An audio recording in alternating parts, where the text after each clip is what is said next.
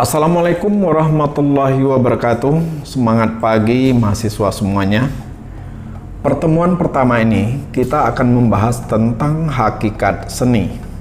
Semoga saja kehadiran video pembelajaran sederhana ini bisa memberikan ruang dan kemudahan kepada mahasiswa dalam memahami materi tersebut. Terima kasih. Baik para mahasiswa sekalian, sebelum kita membahas tentang hakikat seni lebih jauh, kita mulai pertemuan ini dengan membahas tentang istilah seni itu sendiri. Adapun istilah seni berasal dari istilah sani, yang dalam bahasa Sanskerta berarti pemujaan, pelayanan, donasi, permintaan, atau pencarian dengan hormat dan jujur. Tetapi ada juga yang mengatakan bahwa seni berasal dari bahasa Belanda, genie atau genius. Sementara dalam versi lain, seni disebut dengan cilpa, yang berarti berwarna. Kemudian berkembang menjadi cilpa castra, yang berarti segala macam kekriaan, yang artistik. Dalam perkembangan selanjutnya, dari asal kata seni muncul berbagai pengertian seni, yaitu seni sebagai karya seni, seni sebagai kemahiran, dan seni sebagai kegiatan manusia. Pengertian seni sebagai benda atau karya seni adalah sesuatu yang menghasilkan kesenangan, tetapi berbeda dengan sekedar rasa gembira, karena mempunyai unsur transendental atau spiritual. Misalnya, lukisan dinding gua yang diperkirakan berasal dari zaman prasejarah memiliki nilai religi magis yang membangkitkan spirit dan sugesti terhadap binatang buruan manusia purba masa itu. Yang kedua, pemahaman seni sebagai kemahiran, dimaknai seni merupakan sebuah kemampuan dalam membuat sesuatu dalam hubungannya dengan upaya mencapai suatu tujuan yang ditentukan oleh rasio atau logika atau gagasan tertentu. Misalnya, Idris Sardi, seorang piolis Indonesia yang terkenal karena kemahirannya dalam memainkan karya-karya musik dengan improvisasi nada kreatifnya. Sementara itu, Leo Tolstoy, pengertian seni sebagai kegiatan manusia, dikatakan bahwa seni merupakan kegiatan sadar manusia dengan perantara tanda-tanda lahiriah tertentu untuk menyampaikan perasaan-perasaan yang telah dihayatinya kepada orang lain, sehingga mereka kejangkitan perasaan yang sama dan juga mengalaminya. Misalnya, Didik Ninitowo, seorang penari dan koreografer tari yang tampil dalam kostum wanita, membawakan karya tariannya yang kocak dan baru. Para mahasiswa sekalian, seni adalah ekspresi jiwa manusia yang tertuang dalam berbagai bentuk karya seni. Refleksi kehidupan manusia dituangkan melalui media seni dalam bentuk karya seni. Semua cabang seni, tari, musik, seni rupa, teater, dan sastra memiliki nilai yang dapat ditransformasikan dalam kehidupan sehari-hari, atau sebaliknya. Di dalam seni terdapat simbol-simbol kehidupan yang memiliki makna mendalam tentang hakikat hidup. Tari dengan ekspresi gerak, musik dengan bunyi dan suara manusia, teater dengan ungkapan ekspresi gerak dan vokal, seni rupa dengan berbagai media visual. Semuanya memiliki gaya dan aliran yang beragam, merupakan ungkapan ekspresi yang di dalamnya syarat dengan simbol. Memaknai cabang-cabang seni ini menjadi penting artinya untuk mengawali sebuah proses pengenalan tentang apa seni itu. Dalam kehidupan sehari-hari, sebenarnya aktivitas berkesenian selalu dialami manusia. Hanya saja, terkadang kita tidak menyadari atau merasakan bahwa aktivitas merupakan bagian dari ekspresi seni yang alami. Contoh, ketika kita hendak pergi keluar rumah, selalu saja kita berpikir hendak mengenakan pakaian apa yang sesuai dengan acara yang akan dihadiri. Dalam memilih pakaian tersebut, kita mungkin harus memadukan warna busana dengan tas atau sepatunya. Aktivitas memilih busana dan kelengkapannya untuk dikenakan pada acara itu tanpa kita sadari sudah berkaitan dengan selera estetis atau keindahan.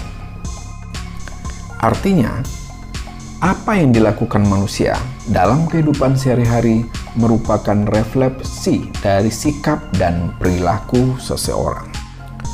Para mahasiswa sekalian, secara teori, seni dibagi menjadi dua bagian, yaitu seni murni dan seni terapan. Seni murni merupakan seni yang dasar penciptaannya hanya untuk fungsi tertentu sesuai dengan karakteristik bentuknya. Contoh, pot tanaman atau tempat tanaman dari tanah liat dibuat apa adanya sesuai dengan manfaat pembuatannya. Bentuk dan wujud pot adalah sederhana dan digunakan untuk menanam tanaman bunga. Namun, ketika pot tersebut sudah dimodifikasi sedemikian rupa sehingga dari aspek bentuknya sudah berubah serta fungsinya sudah tidak hanya sekedar untuk menanam tanaman hias. Sedangkan seni terapan adalah penciptaan seni yang dirancang untuk kepentingan tertentu di luar fungsi sebenarnya. Kesenian secara universal dapat dipahami dan dimaknai sebagai refleksi kehidupan manusia yang dituangkan ke dalam berbagai ekspresi. Ekspresi inilah yang memunculkan berbagai jenis seni dimaksud. Batasan seperti itu semestinya kesenian mendapat perhatian dan penanganan khusus agar dikenal tidak saja sebagai upaya menyalurkan hobi dan kegemaran, melainkan kesenian dapat dijadikan sarana untuk membentuk perilaku yang dapat kita adopsi dari nilai-nilai edukatif yang terakumulasi di dalam kesenian dalam arti yang umum. Perkembangan kesenian di era global saat ini menuntut sikap antisipatif terhadap situasi yang terjadi. Pengaruh budaya global tak dapat dipungkiri akan berpengaruh pada eksistensi kesenian. Seni sebagai bagian dari kebudayaan memang selalu berkembang mengikuti arus perubahan zaman. Hanya saja bagaimana kita menyikapi perubahan itu sehingga substansi kesenian tetap bisa dipertahankan.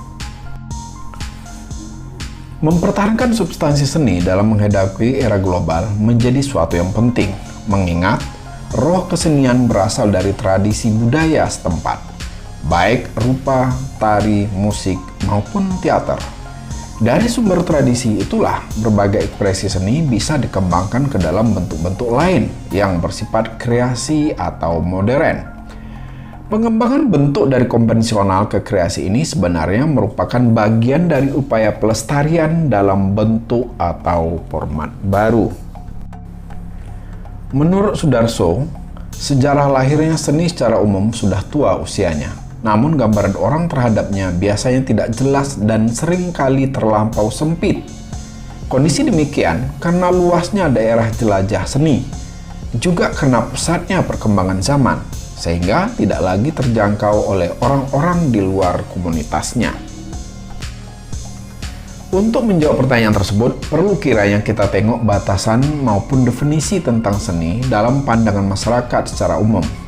Definisi yang paling pas dan sering terdengar adalah seni adalah segala macam keindahan yang diciptakan oleh manusia. Dari definisi ini, maka seni merupakan produk keindahan, suatu usaha manusia untuk menciptakan sesuatu yang indah-indah dan dapat mendatangkan kenikmatan. Misalnya seni kerawitan, musik, merupakan paduan bunyi instrumen yang dipadukan dengan suara vokal sehingga menghasilkan paduan suara yang mengenakan untuk didengar. Demikian pula dengan ukiran-ukiran kayu di rumah adalah hiasan yang menambah semaraknya pemandangan atau suasana rumah. Menurut Ki Hajar Dewantara, seni segala perbuatan manusia yang timbul dari hidup perasaannya dan bersifat indah sehingga dapat menggerakkan jiwa perasaan manusia. Definisi lain yang dikemukakan Ahdiatka yang menyebutkan bahwa seni adalah kegiatan rohani manusia yang merefleksi ke realitas dalam suatu karya yang berkat bentuk dan isinya mempunyai daya untuk membangkitkan pengalaman tertentu dalam alam rohani sepenerimanya. Dari definisi tersebut, kita dapat memahami bagaimana posisi seni dalam kehidupan masyarakat. Untuk itu, secara sistematis kita perlu memahami hakikat, sejarah, struktur, hingga fungsi kesenian itu dalam kehidupan masyarakat.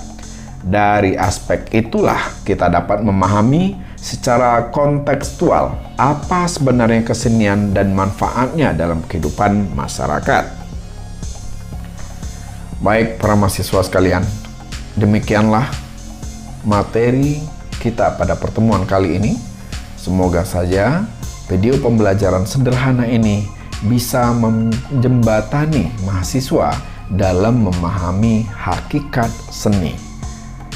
Dan para mahasiswa bisa memberikan referensi yang lain, mencari referensi yang lain, sehingga pemahaman tentang hakikat seni ini bisa menjangkau lebih luas lagi. Demikian, terima kasih. Wassalamualaikum warahmatullahi wabarakatuh.